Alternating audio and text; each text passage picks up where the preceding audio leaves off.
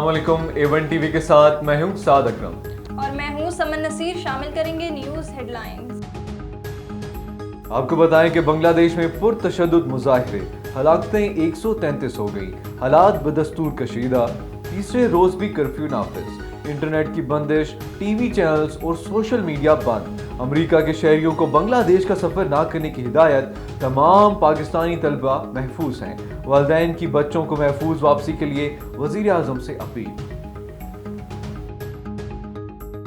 Donald Trump के सियासी मुखालिफिन पर ज़ाती हमले, ट्रंप ने कमला हैरिस और नैन्सी पेलोसी को पागल कह दिया। इस वक्त अमरीकियों की क़यादत अहमक कर रहे हैं, मैंने जमहूरियत बचाने के लिए गोली खाई। डेमोक्रेट पार्टी जमहूरियत की दुश्मन है, प्रोजेक्ट 2025 की बातें करने वाले झूठ बोल रहे हैं। साबिक सदर की सिक्योरिटी इदारों पर भी तनकीद। PTI KP असम्बली तहलील करने को तैयार है, फजलुर रहमान से ऐसी कोई बात नहीं हुई। असद कैसर का मौलाना फजलुर रहमान से राब्ता, असम्बली तहलील करने की बात ज़ेरे बहस नहीं आई। बहरान से निकलने का वाहिद हल नए शफाफ इंतखाबात है। मखसूस नशिस्तों के फैसले पर अपील, समाअत छुट्टियों के बाद प्रैक्टिस एंड प्रोसीजर कमेटी के इजलास में बड़ा फैसला, मरकजी केस सुनने वाले जज ही नजरसानी अपील सुन सकते हैं।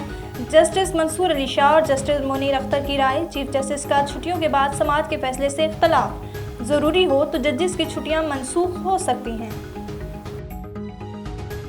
बनू में अमन मार्च कर खराब करने की कोशिश की गई, साजिश के तहत इदारों को बदनाम करने की कोशिश की गई। अता तारड़ की गुफ्तगू, बोले बानी PTI ने सीधी फायरिंग का इल्जाम लगाया। KP हुकूमत के लोग खुद मुलविस, शफाफ तहकीकात कैसे होंगी। न्यूज़ स्टूडियो से फिल वक्त इतना ही।